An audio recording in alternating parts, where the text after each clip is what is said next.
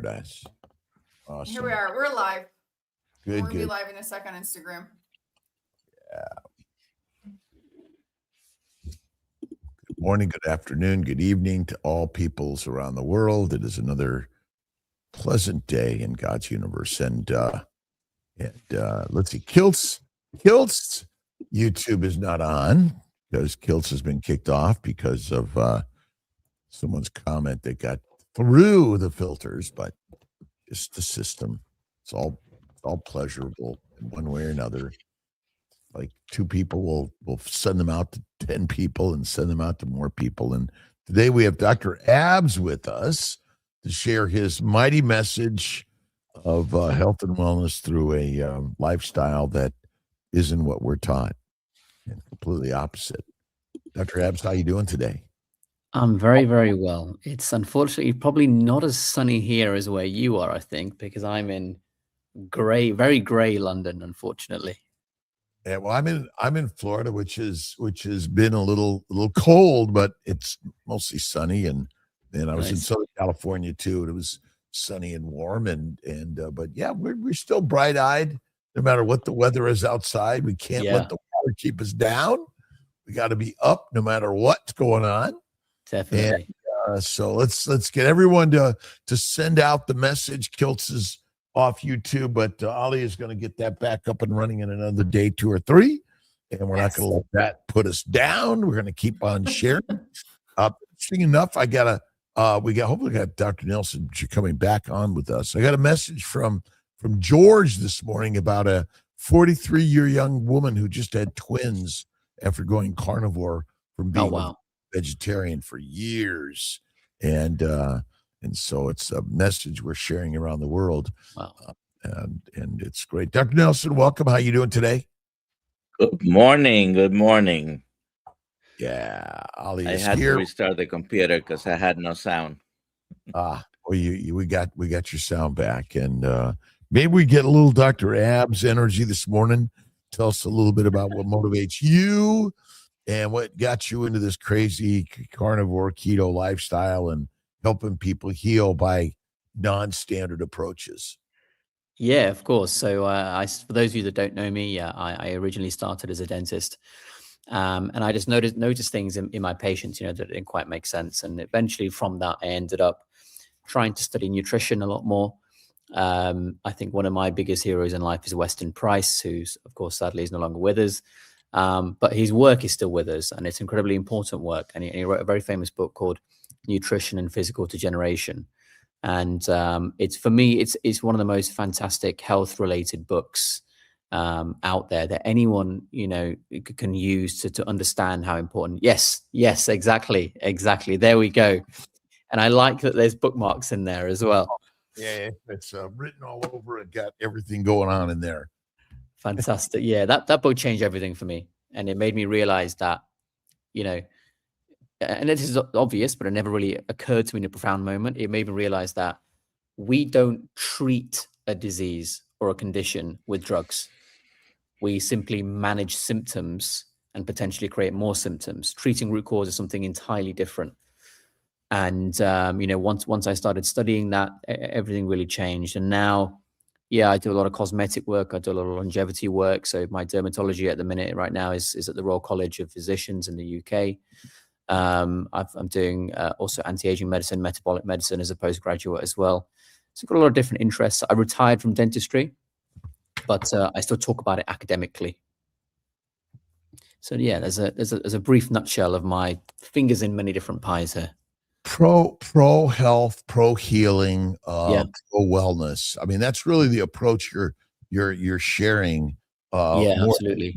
What got you to see something magical in a story like Weston Price versus kind of sticking to the standard system? Yeah, I think first of all, for people that don't know what Weston Price did, he was a dentist who noticed kids were getting a lot of tooth decay. And he decided with his wife to go and travel around the world. And thankfully, he had a camera with him. He did well enough to afford one back in the day. And he documented visually the things he was seeing around the world in these native tribes. And he saw that in native tribes with no convenience store, with no hospital, not even a toothbrush. They had no tooth decay. They all had straight teeth. They all had great symmetry in their face. And I just couldn't wrap my head around it. And, there are experiments which he did, which you can't do nowadays for ethical reasons and ethics approvals. But, there were parents who he introduced Western food to. And, the children would be born without those things, symmetry in the face, straight teeth, blah, blah, blah. And then he took that food away and the next child was born fantastically well again. And that made me realize crooked teeth are not a genetic thing. You don't have crooked teeth because your parents do. You don't have asymmetry in the face because your parents do. It's the vast majority of that is what we do to ourselves, and the food, the nutrition, getting enough protein, getting enough fat from the right sources. They're the most important things for me. Yes, I always believe that the single biggest problem is a low-fat diet. Yeah, And- I completely agree. And we removed animal fat from the diets around the globe. And there seems to be a purpose and propaganda that I take all the way back to the explorers who exploited sugar as sort of this drug to distribute to and create dependency on it. It's a drug. Yeah. I mean, ultimately, sugars had very limited natural availability in Yeah. our ancient worlds. And maybe comment a little bit about that and how, as a dentist, I mean, Yeah. dental cavities are so common around all peoples around the world. Yeah. Around the Western world, we should say. In the native world, not so much. Well, what is in Western world these days? I mean, Yeah, that's very true. Become remote. That isn't Western world. I mean, most of the Asias and Africas and Europes and islands of the world have sort of become. I mean, that's why Columbus and many others went around the world to exploit. I mean, I'm looking at the Spice Islands. It's out in the middle of nowhere. They become sort of the producers of so much deadly diseases. Yeah, I mean, sugar is first of all, it's not needed in the diet whatsoever. People say it's essential, and we can't live without sugar. But those people need to be more specific. We cannot live without internally produced or endogenously produced glucose or gluconeogenesis. But it doesn't mean we have to eat glucose to produce it in our body. We can eat fat, and we should eat, well-sourced, appropriately sourced fat, and that's enough. Sugar, it causes so many changes in the brain. In the oral cavity, it is responsible for so many of the problems that we see in both cavities, tooth decay, caries, whatever you want to call it, and the gum disease side as well, the two biggest issues that we see. And not to mention that the sources, the plant sources, they come with so many other things that we haven't even mentioned, which can cause gut issues and therefore mental health issues, et cetera, et cetera. So there is absolutely no need whatsoever. If people want to do it for enjoyment now and again, in controlled amounts, I don't think it's going to kill you. And it's not a problem. There's a balance to life. I get it. I still have a can of Coke once or twice a week. I have an ice cream once a month. I'm not perfect, but it's in a controlled way. And I don't think that's going to hurt me to do those things. Yeah, glucose is actually the king of kings, because no glucose, no life. Sunlight touches a photosynthetic cell and creates glucose that creates all of life. And so glucose is actually the crown of crowns. But in its individual form, it's rare in nature. Or very limited and seasonal, and there's a reason we love it. It's because when it was there, it's kind of, I always say it's sort of like sugar and sex. They're the single most, they drive dopamine, which drives all of life. And there's an orchestra. I'm working on a new, Sex and Sugar and the Luminescence of Light.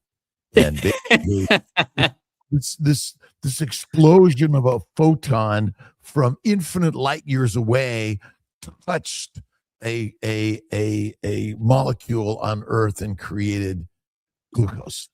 Yeah. And from there, bingo, it all happens. Sex and sugar. That's where the magic happens. It does. It does. You know, my other favorite guy, I wanted to, because I think these two go together, is James Henry Salisbury, The Relationships of Alimentation and Disease. Oh, I've not read that. So in the 1860s and 70s, he graduated Albany Medical School in 1850, and he went on to study the plant versus animal based diet in a very scientific way, and the Salisbury steak guy basically, and masterful, and along with Weston Price and so many others that have written these stories, and today what we're doing is sharing stories, and you're going out there and sharing stories to inspire others. What's your purpose in this? Why don't you just stay behind your desk and do your dermatologic work or your dental work and go on with the day? Well, what inspires you to go on YouTube and all these other and give these talks? I think for me, there's a couple of different things. One is that I'm very petty and impatient, and it angers me to see people stand there saying you need metformin to help your diabetes. There's few things that piss me off more than that, and I can't stand it, and so I'm doing it for my own sanity partly, but also because we only get a short amount of time on this earth, and what do I want to see when I look back, when I'm on my deathbed one day? I want to see that I have tried my very best to leave things in a better place than when I found them, and that's important to me. That's a sort of internal satisfaction to me. And when you see people, in front of you break down in tears because, they thought they only had a very short amount of time to live, and you helped them, and, you got them to spend far less money than anyone else. And, this family has their relative back from the grip of heart disease or anything like that. That's a very special moment, which I'm sure you've had many times in your patients that couldn't get pregnant but then did. And I promise you, if you could bottle up that feeling and sell it, it would be the most addictive drug in the world. Very, very addictive. Yeah, the dopamine ultimately is the real molecule that pushes us to do everything, because there's something about, I believe that ultimately we're driven. Three things is sugar, sex, and community. I mean, ultimately, this is about community and taking care of our brothers and sisters to ultimately help our reproductive potential around the globe. We want healthy human beings reproducing and growing and creating. That's what it's all about, right? Yeah, absolutely. Social connections. For me, when people talk about longevity, and I get asked this all the time, now, what do you do for longevity? Well, first of all, you need to stop thinking there's a magic molecule or there's a magic injection that you take. Like, longevity doesn't come from that. It comes from doing the basic things, most of which are free. Eating right, which we're all in agreement with on this call, in this community. And then other things like getting outside, getting enough sunshine, doing enough exercise, getting enough sleep, and having good social connections. We are social creatures. We created dominance in our species because of the way we created social connections to work as a team to bring down prey. And so it stands to reason that the quality of our psyche, for want of a better word, is better when we are social creatures. All these things come into play, always. Do you think by simply coming on to a community like this, has value in helping us feel in a community and feel healing together?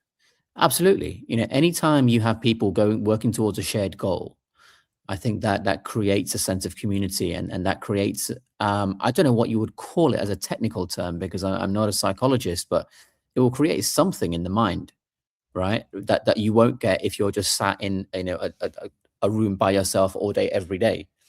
One reason I didn't like dentistry, actually. And so definitely, I 100% agree with you there. So we're actually driven towards these communal connections, and why do we show up at a concert or a game, and where there's so many people there? There is a drive to that, right? And Yeah. not being out there alone, and just so many of us could be sitting home alone, but we're driven to a community and Yeah. connection and a conversation that helps us go like, what can I Yeah. do to help make people better? And Yeah, I think that's one of the reasons why things like that, do very well. On a deep level, it's a sense of coming together. And if I could just highlight a comment someone's put here. Yeah. It's a Facebook comment from Mike Fit.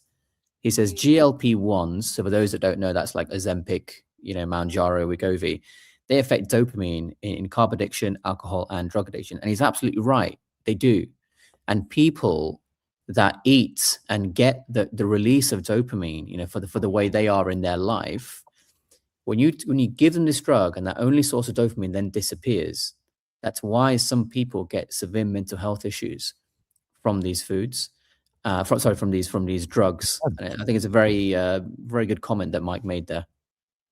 Yeah, and the sugar, if you think about it, the sugar dopamine effect was there seasonally in small amounts, but now that it's always there, the dopamine response sort of becomes blunted, and then we're doing the thing that basically causes all the damage and disease, like drugs. And pharmacologic drugs, and I think you said it, we're not treating diseases, we're treating symptoms. And so you're taking another drug that masks a symptom. What are the effects of us on that type of habit? Yeah, I think when it comes to those particular drugs, there's huge detrimental effects. My recommendation is never use those drugs unless there is some extreme situation. The only extreme situation I can possibly think of is, let's say someone is so obese that they are basically, on their deathbed and they're going to die if they don't lose some weight now. Fine. The risks of these drugs are better than the risk of death in that situation. That for me is the only acceptable situation, and off the top of my head. But these bones, they essentially stop your intestines working. It is described as gastroparesis or gastric paralysis, or even slowing down the rate of gastric emptying, slowing down the rate of your stomach emptying. But why and how? It works by dropping the ATP concentration in smooth muscle cells. Anytime ATP concentration drops in a tissue, you have to seriously pay attention. And when that happens in this context, things start to die off. That's why, if I'm not mistaken, people have had their intestines removed after going on these drugs because they are killing them. And even if someone says, I don't have any of those things, you're in the same road. You may not have gone down the same distance, but you're on that road and you are traveling in that direction, whether you like it or not. And you can't possibly disagree. We know that's the mechanism of action. And that's why when you do that, that can happen. You can have vision issues. You can have, osteoporosis and the bones essentially are losing quality as well. There's all sorts of issues. And for me, if you just eat appropriately in the way that, all four of us do on this stream, and until you're full, you got nothing to worry about. Your weight's going to be exactly what your body needs it to be. There's no need for these weight loss drugs for the vast majority of people, in my opinion. What is the optimal weight for a human being? Interesting. I think it depends on the height, of course. So if we take an average 6-foot person, I would guess it's probably going to be somewhere around maybe 60 to 70 kilos as a guess. And I'm only basing that. How many stones? I love the word stones. Oh, I don't know. Let me see. Stone. 60 kilos is 9.4 stone, and 70 is 11. So ultimately, but it's environmentally driven. Oh, so 100%. if you have hibernation, migration, famines, war, pestilence, disease, you better be fat rather than but it goes up and down. And so it's kind of like flatline. I mean, nothing flatlined is really good for a human, right? Yeah, you need to be able to adapt. It's adaptation, motion, right? Yeah. And Agreed. that's the part that maybe we're missing in all this, is that when someone says, "Oh, there's an optimal," it's kind of like, who's controlling this? Yeah. Yeah, exactly. Your weight is not in anything about you that's measurable. Typically, is something that can change. Why is it that it can change? Because it changes automatically to give you the best possible chance of surviving and procreating in your particular environment. And why would we interfere with that? Why do we try to tell people you got to live a long time? Yeah. Is that really the most important thing, is living a long time? Yeah, Are we exactly. are we pushing people? Well, they died young. Well, Yeah. but they enjoyed their life. Yeah. And you're living a long time, but you're miserable. Yeah. Or sick. Right. Is that you? I don't know. It seems to me it's built into our education, Yeah. and that's part of our problem. Yeah, I think when we were kids, there's so much brainwashing that we have, like eat 5 fruit and vegetables a day, or different number depending on which country you're in. Eat your fiber, make sure your diet is balanced, etc., etc. Running as long as possible is, something really good for you. All these things need to go. We can't. I don't think we should have those in the education system. Even the idea, you're an expert on fertility. Even the idea that, typically you should only really be able to have kids up until this particular age. I'm sure you got so many patients that blow that out the water, and because you've made them very healthy. In fact, as a question for you, what's the oldest age that you've helped someone get pregnant? 66. 66. Wow, look at that. Now, Astounding. this is assisted reproduction. It isn't natural, but I've seen late 40s Yeah. on a carnivore lifestyle, faith and fasting. I always throw faith first. Fat and fasting, make babies, and mindset. We're living a life of like, we're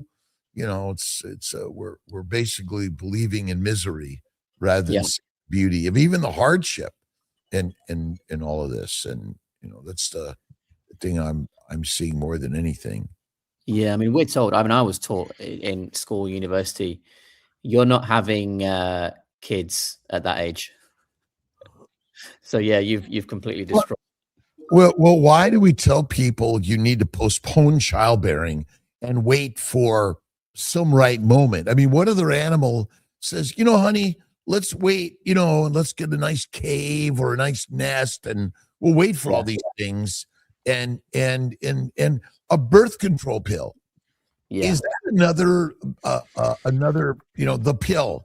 Here's the pill you can take, have all the sex in the world you want, and just be on this pill and you'll live a happy life. Is that what we're doing? Yeah, especially the age at which people are giving those birth control pills out now is astounding. They're getting younger and younger. And I just think surely this is ridiculous. I mean, you must surely see that quite a lot. Well, again, it's getting younger and younger because the diseases that men and women, boys and girls are suffering is getting younger and younger. Yeah. And our fix is a drug, rather than understanding that maybe our dietary directions are part of the problem. What are your thoughts on the new the food triangle, I call it? Oh yeah.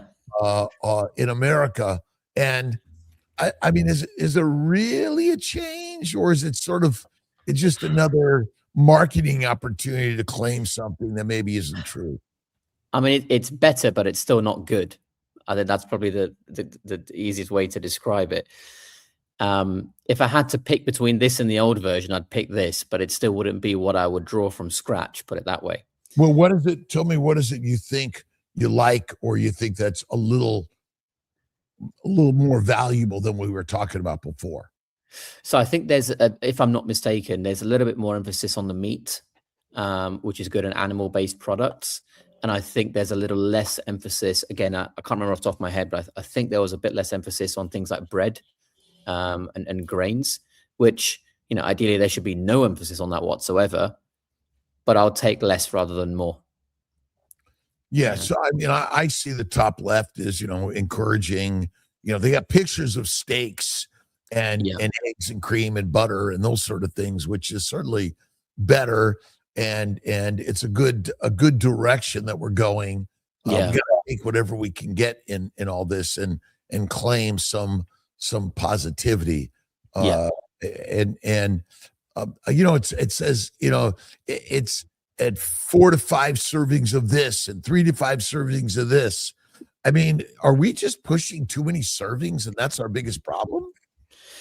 Do you know what? It's interesting to hear an American say that, because from my personal experience and people that have visited America from Europe, one of the most obvious things that we see is the portion size. Like, I remember when I was in LA a couple of years ago, and everywhere we went, we would order a starter, and it was the size of a main course here in Europe. And it was just staggering. I think, well, no wonder there's so much obesity going on. Even the drinks at McDonald's, if you look at your small, I think it's the equivalent of our medium or large or something like that. If I might be wrong, but I remember seeing that. So our words and our labels for all these things, and quick and easy abundance and delivery services. My sense is that we just have too much snacking and too much food frequency of the things that drive the dopamine, the sugar dopamine drive. It says eat more. Which is all natural in our ancient environment. Anyway, and so we can really get back down to our basics of all this. So what causes you in the longevity world, the anti-aging world, the health and wellness, feeling and looking good world? What has been the driving force for you? And that's causing all of our problems, and what are your sense of what we can do to fix it? I think there's two things. One is the internal side, which I think we're all familiar with, and it's the nutrition side, the sleep, the sunshine, the exercise, etc. But I think in the cosmetic world and the anti-aging world, it's also a problem of just poor quality treatments. Treatments that are very limited but are marketed to make people think they're absolutely amazing. I'm talking certain injectables, for instance, even certain skincares. It's going to be controversial, but I think most skincare is a load of rubbish. Especially the more expensive ones. There's very few expensive ingredients out there which are genuinely, necessarily expensive and are worth it. So in that world, I think Botox is probably overdone. I think dermal fillers in some cases are pretty overdone. And people need to work on skin. People need to work on the internal side. And then the actual aging process does not get to a point where you look awful as much. Sadly, it's not as easy in America, because with the way the FDA is set up, it's very difficult for a company to actually get cosmetic products into the US compared to other places. So as an example, in the US, there are roughly 6 or 7, maybe 7 dermal filler brands available for people to choose from. In the UK here, we've probably got somewhere between 500 and 1,000. In small countries or in the Middle East, you've probably got about 100. And so there's less choice in the US, unfortunately. So this is easier said than done. But yeah, it's a combination of internal and external factors, I would say, in the anti-aging world. I guess similar concept for you in fertility. The biggest problem is internal. And then maybe externally, there's a couple of things which are hurting them as well. Like maybe the guy is spending too much time in the sauna and a hot tub, and that's causing an issue. What is your diet? What's your general habits? So my general habit is PKD, which is something that's been studied a lot by Sophia Clemens or Jophia Clemens. I got told off for pronouncing it wrong a while ago. I think she's incredible, and she's one of the best of us in this space. And the work she's doing in oncology, in autoimmune conditions, with just the most ridiculous success rate I've ever seen. And she's doing it with a 2-to-1 protein to fat ratio, and taking out even eggs and dairy, which, I think some people can get away with, some people can't. But for what she's doing when she takes it out, wow, she does amazing. So PKD is what I am most of the time. But, like I said, a couple of times a week, I'll have a can of Coke, and I will have dessert once a month. So ultimately, our problem isn't sometimes; it's become all the time. And a paleo keto diet, which is basically mostly animal meats, rare to raw, uh, eggs and milk products, are really not probably a standard diet for most of our evolution out there. I mean, there weren't a lot of eggs that we didn't raise chickens on our hunts. Yeah. We hunted the big animals. Yeah. And so do you think that eggs and milk products are more allergenic or antigenic? It's a great question. Really great question. I mean, I don't know for certain because it's not something I've really spent time on clinically. But from what I have read and people that I've spoken to and looking at the work of Javier Clemens, I think it's possible. I think absolutely it's possible. I don't think it's for everyone that you'll get that problem. But I think for a significant number of people at least, yeah, I think that could be an issue. And people who take them out, they do say they feel better. But, I don't think I can take out dairy completely. I love ice cream far too much.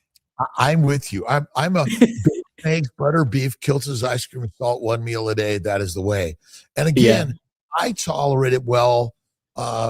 When I go visit my brother, I say time to time, and he says, "Rob, when you come visit me, it's all the time." All the time. But I don't visit him that much, and I go on my binges about it. But fat and you're in the challenge. I mean, milk, breast milk is the most nutrient dense, the least toxic, and it gets babies fat.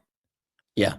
In order to survive, like, hibernation, migration, gestation, and all the sicknesses and famines that have probably, been part of our lives forever.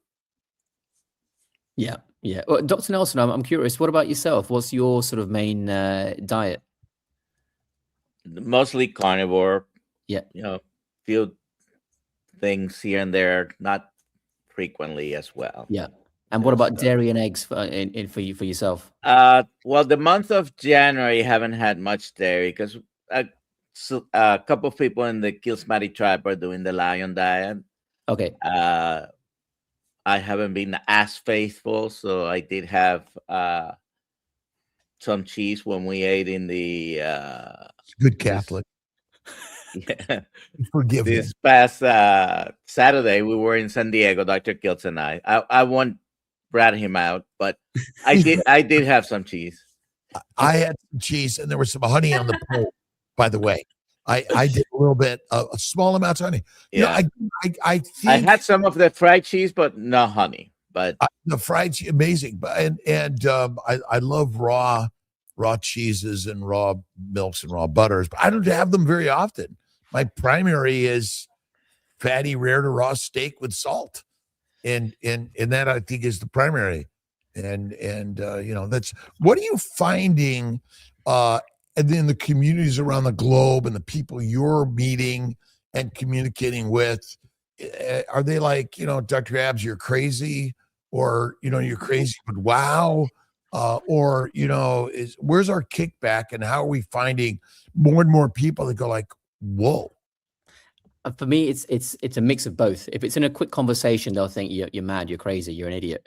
But when it's a context of, I'm teaching, and I've got all day, or I've got an hour or something, and I can actually show things happening, talk about the biochemistry, for instance, talk about the fact that, one particular enzyme in the Krebs cycle can't go forwards and backwards in its reaction at the same time. So you can't do carbs and fats with the same enzyme, et cetera, et cetera. At that point, it's more of a silence, because they want to fight back because it goes against everything they think.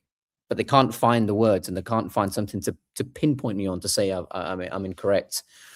So it's a mix of both, and I'm very fortunate. Quite a lot of medical professionals that I've taught over the years all around the world, they have actually not just they understood it and trusted me, but they've now converted to carnivore, and they are talking about it to their patients as well. So I have a lot of patience for talking about this way of living and eating to medical professionals, because I know effort given to that one individual will multiply to multiple patients over time. And I'm sure it's probably the same for you when you talk about fertility. I'm sure many people will think you're a crackpot, but then you show your cases, you show your reasoning, and if you work on one person, you're going to help multiple over the years. What kind of students are you teaching, by the way? It's a mix. So occasionally I do undergraduates at university or postgraduates, but most of the time it is medical professionals. So so either a doctor of some kind, a dentist, a nurse of some kind, a pharmacist, and then occasionally I do actually have people involved in the business of medicine as well. For that side, it's more the cosmetic and anti-aging. But in terms of the health side, yeah, it's more direct to the actual clinical workers. So it's a mix. There is a question here about, you mind reading it, Alia? Yeah. As a full-fat carnivore, some struggle with dry or crepey skin after 60 years old. Can anything be done? It's a nice question, Chuck. I mean, the difficulty there is it's not just it's crepey and dry at this point. What about everything leading up to that point? You know, you've got a lot of years potentially, I don't know you personally, of where things, you know, weren't carnivore and then carnivore. So you're paying the price for earlier in your life as well. And so that's all building up to the point when you're 60. So there's a lot of things that can be done. These are based on the individual, but I'm just going to list a couple of things. Some of these may be appropriate for you, some of these maybe not, but I need to see you. But for you to go and do some research, one of the most effective things right now is called the ultra clear laser. I have no affiliation with the company or the manufacturer. I don't provide the treatment myself either, but ultra and clear, one word. And this is a kind of non-surgical facelift, which sounds ridiculous. And I know a lot of plastic surgeons would like me saying that. However, it's the only way where you can actually physically remove skin like a facelift, but without having plastic surgery, without even using a scalpel. This laser will core into your face like a drill cores into the ground and pulls out a cylinder of the ground. It's pulling out a cylinder of skin, if you like, on a very, very tiny level. And it does that multiple times over the whole face or wherever you treat it. So your skin kind of shrinks back into you and it looks like you've had a bit taken out. And the advantage of that compared to plastics is at much less downtime. It might be a week or less. And you can then go and have it, you know, more than once after a couple of months, if you wish. That's probably the most effective right now. Scaling down from that, potentially you're looking at some kind of fractional RF microneedling. Maybe something like the Lutronic Genius would be my choice. Again, I'm not affiliated with the company. It's a genuine recommendation. Everything else is not really going to remove skin in any way or anything even similar. And that's what you need for crepey skin. If it's crepey and there's excess, you know, all the skincare in the world, you know, all the dermal filler, you know, all the Botox is not going to remove any skin, which is a different thing entirely. So sometimes you're going to bite the bullet and go for a much more invasive treatment, but you'll get great results in the meantime. How about red light therapy? Red light therapy, yeah, absolutely can be fantastic for the skin and in general for our tissues, in fact, because the red light, assuming it's the right wavelength, ideally around 633 nanometers, it will hit a target within the mitochondrial inner membrane called cytochrome C oxidase. And what we find is that when we do that, we can find more ATP production. And this upregulates a load of genes, about 300 genes or so, at least that we know of. And that will improve the output of the cell and the activity of the cell, but it won't necessarily take out a chunk of skin that's there as too much volume of skin. So it'll improve the quality of what you have, but it won't reduce the quantity. Now, what you can do is combine the red light with things like the ultra-clear laser, for instance, before and after to aid in optimizing it pre-treatment, helping healing afterwards as well. If it's immediately after treatment, you should rather use near infrared because red light on an inflamed area can increase inflammation. So near infrared immediately post-op around 830 nanometers is quite useful. And then once the inflammation is settled to increase healing, then you can use the red at 633, even every day potentially, depending on the device that you have. And combined, you'll get a better result than just one, for sure. You have to cause inflammation to cause healing. To an extent, yes. I mean, if you're doing something like that, removing skin, then yes, you're going to get inflammation. There's no way around that whatsoever. Well, and inflammation is autophagy, is healing. So essentially, without inflammation, there's no healing. There's no replenishment. It's cells that come in to clean up are inflammatory in nature. Yeah. But we use the word inflammation as a negative. But in fact, without it, reproduction doesn't even happen. An egg and sperm can't come together without an inflammatory-like molecular chemical reaction. And so healing skin. What about adding more fat, tallow in your body and on your body? And how do those sort of things help us? Because so much of what people use is sugar products on your skin, right? I mean, fat is it's one of the most nutritious things that we can have. You know, I actually have jars of like beef fat and lamb fat. And when I have my ribeyes, I take a massive scoop of the fat and dunk it on my plate, like an ice cream scoop almost. And I'll use that fat as almost like a sauce. And it's fantastic. Very, very nutritious. When it comes to the skin directly, what people watching this will find is that the conventional methodology, conventional dermatologists will say, you're wasting your time. This is ridiculous. You need to use this skincare or that skincare, because that's all they know. But technically, when you look at what's in tallow from a micronutrient perspective, I mean, how's that a bad thing? And the fact that, it's not going to come with all these preservatives, anti-mold ingredients and fragrances or whatever else. Frankly, it's much better formulated product than other things. And I've had tremendous responses from people that use tallow on their skin. And I think it can absolutely be fantastic. And in fact, skincare centuries ago started as people rubbing animal fats on themselves. One of the reasons it stopped was because they don't have the technology now to stop the smell of it back then.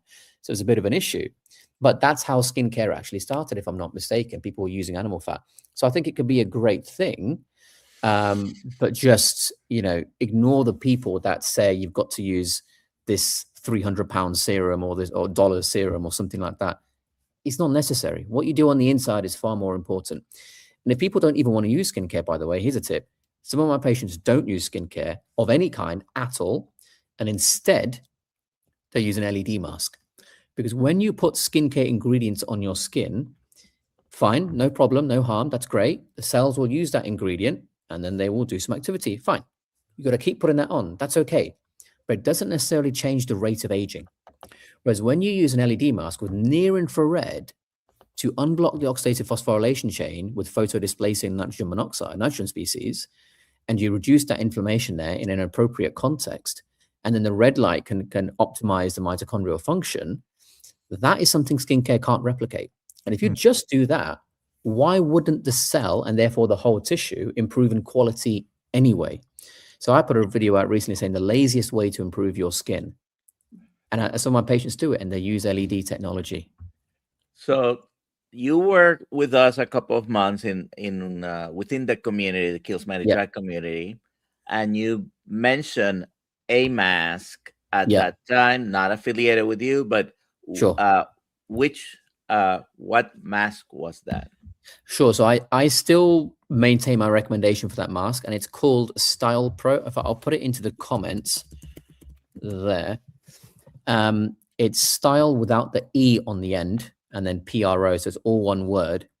Now, the reason I recommend that mask to people is because it's one of, if not the highest levels of radiation produced of all masks in the world, the fluence level, but it's also one of the lowest priced at the same time. So the value for money is extremely high. You don't need a mask that you're talking hundreds and hundreds and hundreds of dollars. The version 1 of that mask in the UK right now is probably about £80 or £90. That's probably $100, $110. Really not a huge investment. Now, version 2, which has a few little extensions where you can use it on the head and the neck and the chest and everything, that's a little bit more. That's probably going to be a couple $100, but it's cheaper than buying 5 separate masks for all these different areas, which is why that's there. So I would say that mask is still the one of my choice, but who knows? In the future, it's subject to someone making something better as well. You use the word radioactive. What do you mean by that word? Yeah.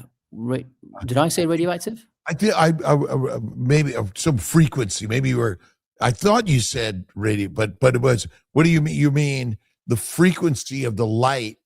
Yeah, he was talking about the wavelength. Wavelength, yeah. Right.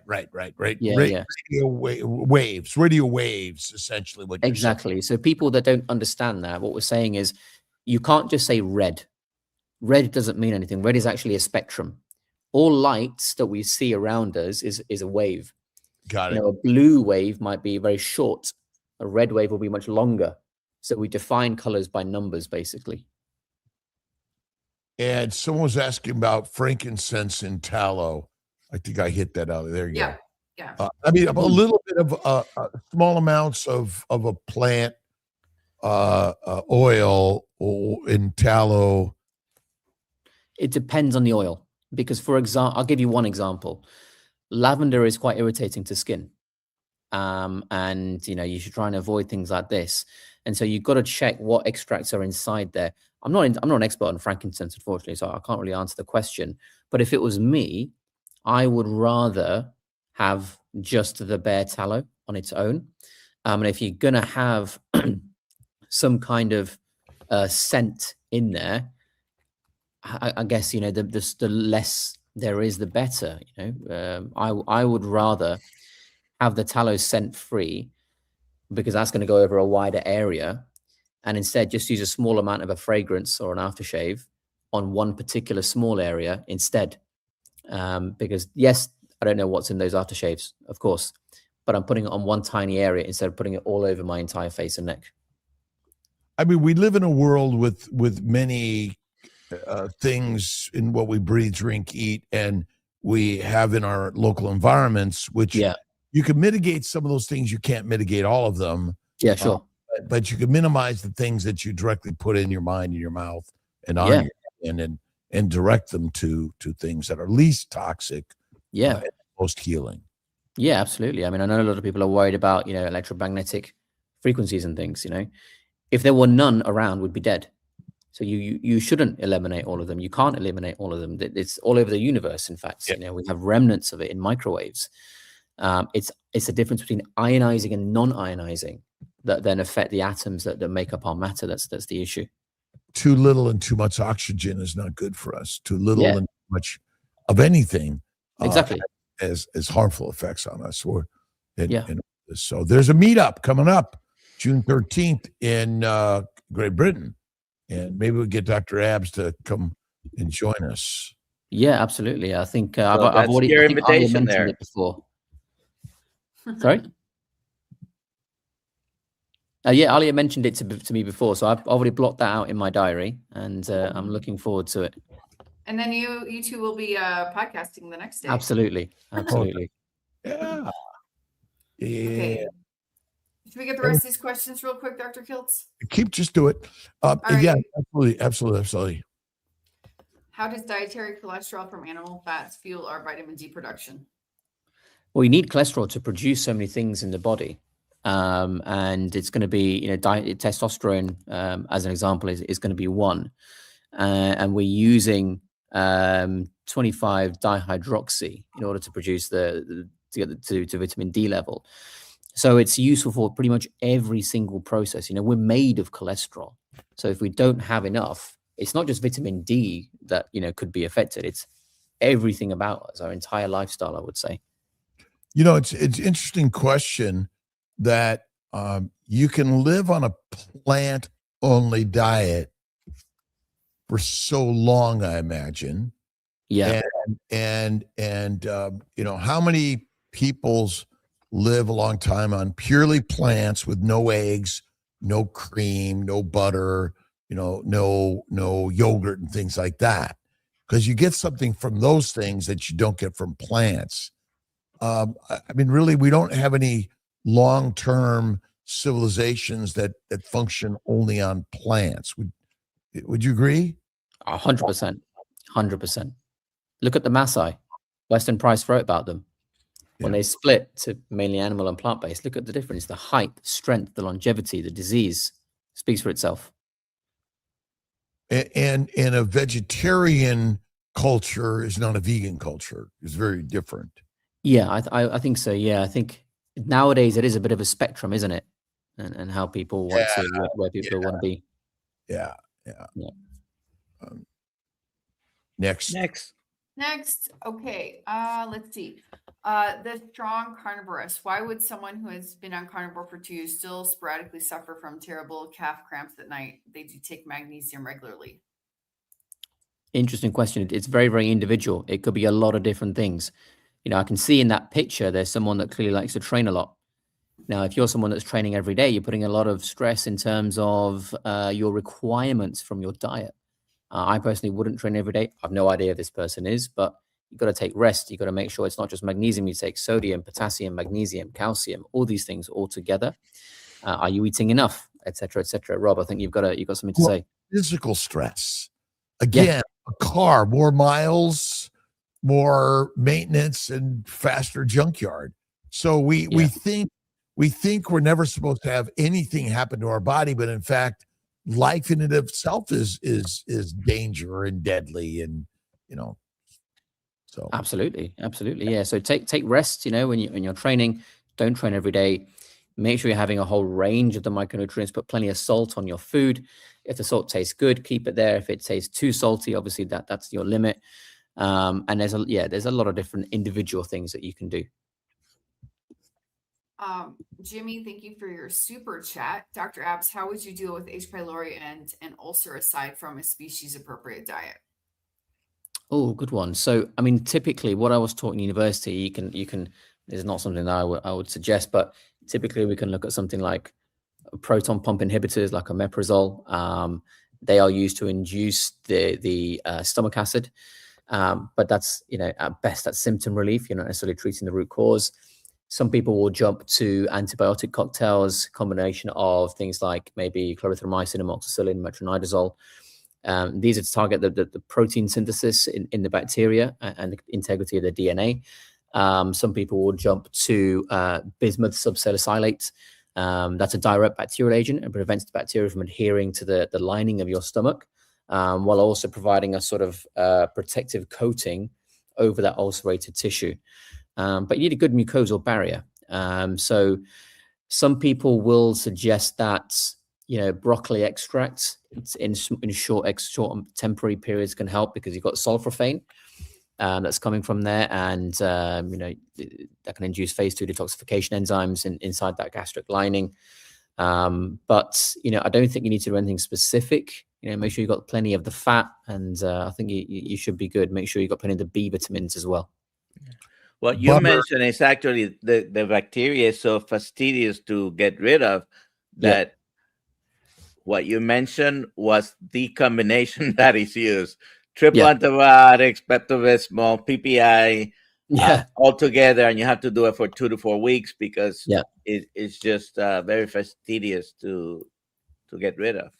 Yeah, interesting. We treat a lot of infertility this way because gut inflammation.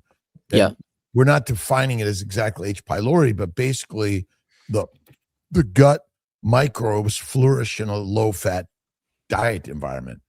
And so by upping the fat, and you mentioned that, which I think is fat and fasting, the microbes don't like it.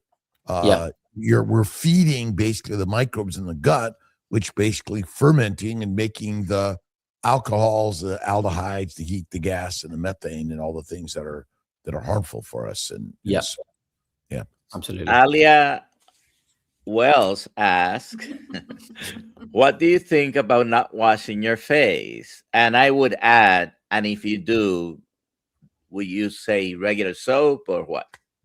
So I think it's an interesting question. It depends on what's on the face. I'll give you a couple examples. Let's say, it's someone who's wearing makeup. They've gone out, quite a lot of makeup. They come back, absolutely wash it off. What do you use? Well, first use water. And if everything comes off with water, great. If it doesn't, go for the next most invasive thing, not jumping to as strong as possible. You want to use the least invasive thing possible to wash everything off. That could be something as simple as, a CeraVe or a Cetaphil cleanser, which is very, very cheap, probably less than $10 or something along those lines. Nothing fancy in there. And if you wash your face off with those things and afterwards it feels very, very dry and tight, like someone's stretching it over, almost like it's cracking, it's probably too strong as a cleanser because it's taken a lot off. And then your skin is going to struggle for the interim period where it tries to rebuild all that mantle layer and everything that needs to be there. So be careful with things really, really strong. If you do need to use those, make sure the frequency is as low as possible. So no more than like once a week if you need something really, really strong at best. Now, if you don't have makeup on, it depends what there is. So typically for myself, I don't even have a cleanser at all. I just use water. So for instance, in the morning when I'm in my shower, I mean, the shower is a cleanser. What else am I doing in there? So that's going to get rid of everything anyway. And then I'm good after that. If I do want to borrow a cleanser from someone or need something to wash off, it's probably because maybe I've just left in the gym or the sauna and I'm covered in sweat, but I didn't have a chance to have a shower straight away for whatever reason, because our call came in, I've got to do some work, and I've been sat there for a long time with all this sweat just dried up on me. At that point, I might use a bit of tallow-based soap, which is very gentle and fat-based. So it's not going to clear everything off your skin very strongly. And that's all personally that I have if I ever need it. How about coconut oil? Someone mentions that. Personally, I wouldn't comedogenic? It's a tricky one because coconut oil, yes, it will get rid of the bacteria. It's probably the strongest antibiotic without actually being a proper antibiotic. But the issue with that is, what about the bacteria that are synergistic for us on our skin as well? It's probably going to get rid of those as well. And this is why a lot of people that use coconut oil in their mouth, they do this thing called oil pulling. And the coconut oil there, yes, it will kill bacteria, but it will kill bacteria that, are non-beneficial for us, but also bacteria that are potentially synergistic for us as well. And so you get a bit of an issue there. So personally, I wouldn't. I think it's too antibacterial to do something like that. And if personally, if for our community, something nice and gentle, nice and natural, a tallow-based soap hopefully should just be enough for everything. If it's not, because of the makeup that you have, obviously take it a step up and use whatever the most gentle thing that you can is. But you don't have to spend a lot. Typically $10 to $15 is all you need for a decent cleanser for most people. Let's do the giveaway, Aliyah. Okay. Oh, wow. 658. That flew by. Yeah, it's good. Dr. Abs has really got some good stuff for us today. Absolutely. What's the gift today? It's a t-shirt. Awesome. Yeah, nice. Dr. Abs, where can people find you? Sure. So my YouTube is just Dr. Abs, very imaginative name. And so is my Instagram, actually. And Nice. it's a struggle. I follow you. So if they want to look at Dr. Kiltz's sort of followers, they can type in abs into that and they'll get me from there as well. Yeah, and I think it's real important that we're all kind of communicating together and growing this conversation to help our brothers and sisters in the next 10,000 years heal, so they can find us in 1,000, 10,000 years from now. Yeah. Unless I get banned from YouTube. You will not. It means we have something to say. Yeah. As are good. Awesome, everyone. All right. I just want to say, John Laspina, cool. Email me. Congratulations. And Nice. All right. job. All right, brothers and sisters. all right. Thank you. Bye, everybody. Bye.